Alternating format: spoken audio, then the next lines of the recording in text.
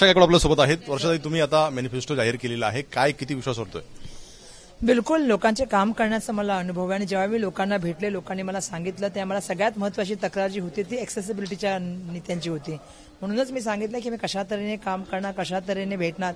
अशी तर मी सर्वसामान्यपणे भेटतेच, पण त्या व्यतिरिक्त मला जे वाटलं, जसं पाण्याचा प्रश्न आहे, जसं त्या ठिकाणी पोल्युशनचा प्रश्न आहे किंवा त्या ठिकाणी डेव्हलपमेंटचा प्रश्न आहे, ज्या सेंट्रल गव्हर्नमेंटच्या लँड आहेत, म्हणजे एअरपोर्ट अथॉरिटीशी निगडीत, रेल्वेशी निगडीत किंवा डिफेन्सच्या निगडीत, त्या ठिकाणचे स्लम आहेत किंवा बिल्डिंग आहेत, त्या डेव्हलप करण्यासाठी as a member of parliament माझी काय ड्युटी राहणार आहे. आणि म्हणून मी जे जे विषय त्या ठिकाणी समजले त्या विषयावरती कोऑर्डिनेशन करून कशा तऱ्हेने गेलं पाहिजे, बिलकुल त्यांनी सांगितलं.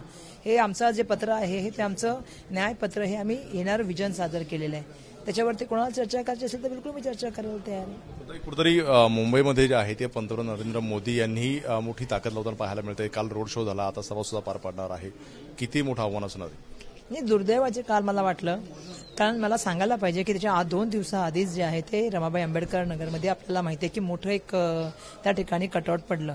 40 बाय 40 स्क्वेअर मीटरचं कटआउटचं अलाउड असताना 120 बाय 120 स्क्वेअर मीटरचं कटआउट लावलं कसं गेलं? तुम्ही एखादं घर बांधायला जा, लगेच त्या ठिकाणी पोलीस आणि मुंबई महानगरपालिका येते. एवढं मोठं इलिगल काम झालं. ज्या दिवशी मी तिथे गेले त्या दिवशी तिथे ते अजूनही काम सुरू आहे. तुम्हाला माहिती आहे, कारण आताही लोक मिळत आहेत. अशा वेळेला कोणाचा भाऊ, कोणाचा नवरा, कोणाचा मुलगा त्याच्यामध्ये अडकला असेल. लोक पावसाळा आल्यामुळे सहारा घेण्यासाठी आणि त्या ठिकाणी आश्रय घेण्यासाठी गेले आणि दुर्दैवाने ही घटना झाली.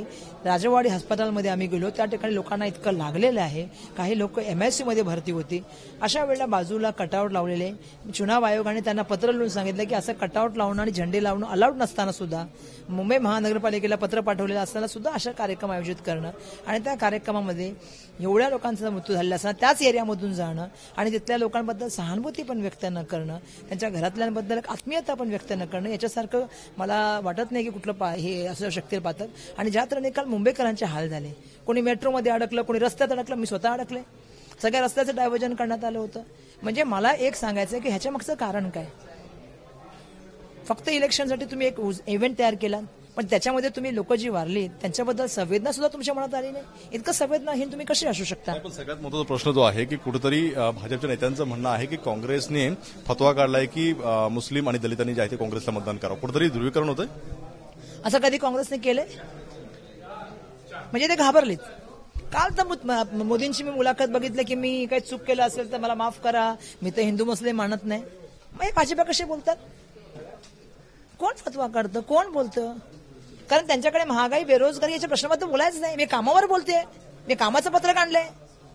मी कसं तरी पुढे 5 वर्षात त्याचं पत्रक मी दिलेलं आहे. तुम्ही कामावर बोला ना. मला एकच कळत नाही आणि मला म्हणजे सगळ्या महाराष्ट्रातल्या जनतेला सांगायचं, फक्त जातीबद्दल बोलण्याचं काम, धर्मामध्ये भांडणाचं काम चाललेलं आहे. आणि कुठल्याही त्याच्या व्यतिरिक्त कुठलाही अजेंडा मुंबईकरांसाठी आहे का? मुंबईच्या रेल्वेच्या स्टेशनवर कधी आले का? बघितलं का? पियुष गोयल साहेबांना मास्याचा वास चालत नाही आग्रे कोळी वाड्यामध्ये चालताना. कधी रेल्वेच्या डब्यामध्ये जाऊन बघितलं का?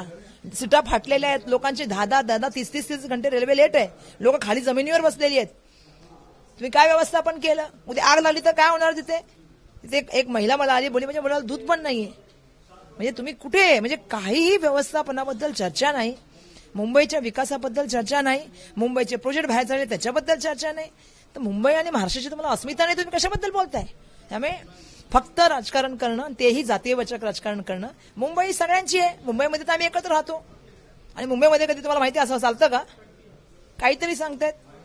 आता आपण भाजप घाबरलेला आहे त्यामुळे कुठेतरी वेगवेगळे आरोप करतायत, मात्र आम्ही विकासाच्या मुद्द्यावरती बोलत असल्याचं वर्षा गायकवाड म्हटलं पाहायला मिळतंय.